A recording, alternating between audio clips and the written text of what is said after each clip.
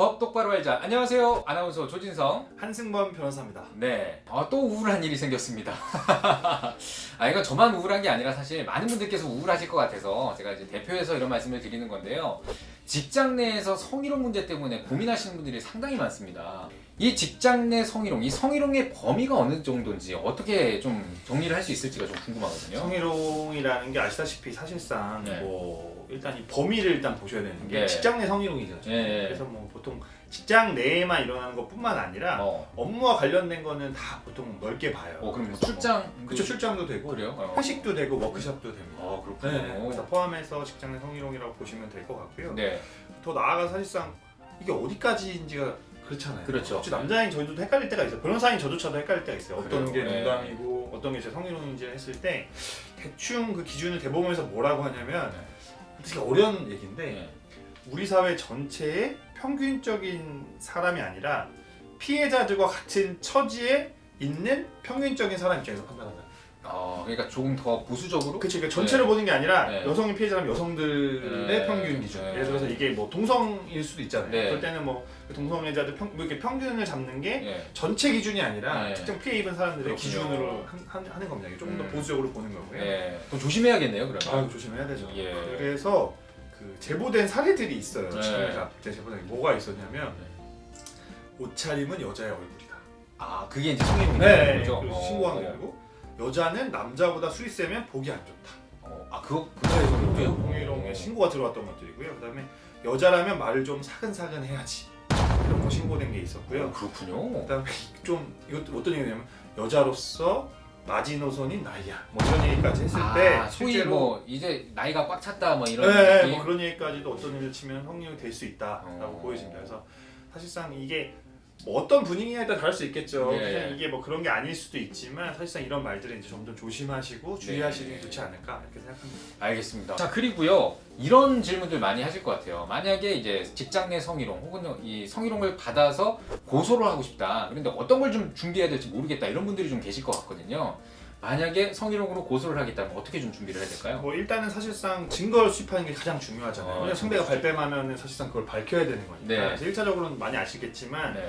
주변 사람들 남긴 증언이 중요하긴 해요. 음. 문자나 이메일이나 일기 같은 게 중요해요. 네. 그래서 피해 사항들을 구체적으로 이야기하는 게 좋죠. 예를 네. 들어서 옆에 계신 다른 친구들한테도 구체적으로 방금 어떤 누가 나한테 뭐라고 했어. 네. 또 언제 어떻게 했어. 이런 것들을 카톡한 내용들 나중에 쓸 수 있기 때문에 그런 것들을 좀 남겨놓으시고요. 네. 그다음에 만약에 된다면 정신과 치료나 치료 기록 같은 것들도 있으면 좋아요. 예. 거기다 그런 내용도 담아놓으면 또 좋을 것 같고 무엇보다 좋은 거는 이제 가해자 발언을 녹음하는 건데 예. 이게 사실 어렵긴 할 수 있죠. 왜냐하면 당시에 정황이 없으니까. 그렇죠.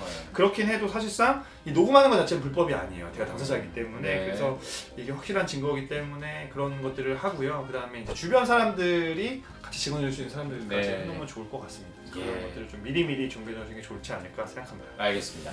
자, 그렇다면 만약에 이 부장님한테 성희롱을 당했는데 이제 앙심을 품고 그러면 이제 부장 부인한테 얘기해서 한번 엿먹어봐라 이런 식으로 한번 연락을 하는 이런 행위는 어떻게 문제가 없나요?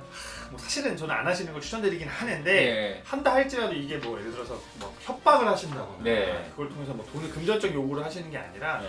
단순한 정보 전달이라고 한다면 네. 이게 또 공연성이 없잖아요. 개인한테만 예를 들어서 네, 그러니까 다른 사람들한테 가서 밝히거나. 단톡방에 올리거나 이러면 안 돼요. 네. 그러면 사실 명예훼손이 될 수 있고 사실적시한 명예훼손도 될 수 있기 때문에 네. 그냥 단순히 그냥 부인한테만 개인적으로 연락을 해서 얘기한다거나 하는 것들은 특별히 법적인 문제는 없다라고 생각이 듭니다. 그렇군요. 네. 알겠습니다. 자, 그러면요, 만약에 이렇게 성희롱으로 고소를 했어요. 네. 그러면 그 소속된 회사도 무언가 좀 어떤 절차를 밟거나 어떤 행동을 좀 취해야 될 것 같은데 회사는 어떤 절차를 당연히 이게 밟습니까? 보면은 남녀고용평등법 제14조에 보면은 네. 신고할 수 있고 네. 또 같은 법 2조에 보면은 지체 없이 조사해야 된다라고 적혀져 있어요. 네, 네. 그렇기 때문에 조사를 당연히 해야 되고 회사는 또 이때는 근무 장소를 변경한다거나 네. 또 유급휴가를 준다거나 해서 피해자랑 좀 이렇게 의사의 반환 조치를 하면 안 되기 때문에 분리해서 조사를 해야 되는 의무가 당연히 있습니다. 네, 알겠습니다. 회사도 이제 이 성희롱 신고가 들어오면 응당해야 할 의무가 생기는 거군요. 당연히죠. 예, 그렇습니다. 알겠습니다. 자, 그러면은 이 성희롱 신고 한다 막 이렇게 말씀드렸는데 어디다 신고를 해야 됩니까? 보통 세 개로 나눠볼 수 있어요. 네. 첫 번째는 지방고용노동청에다 진정을 넣는 거예요. 네. 그래서 뭐 거기 보면 성희롱 금지 의무라든가 음. 가해자에 대한 조치 의무 뭐 이런 것들이 다 있어요. 네. 그래서 이런 것들을 어겼냐 안 어겼냐에 따라서 지방고용노동청에 진정을 먼저 넣으시고요. 그다음에 두 번째는 수사기관에 고소나 고발하는 거죠. 예. 경찰을 통해서 실제로 나 강제추행을 당했다.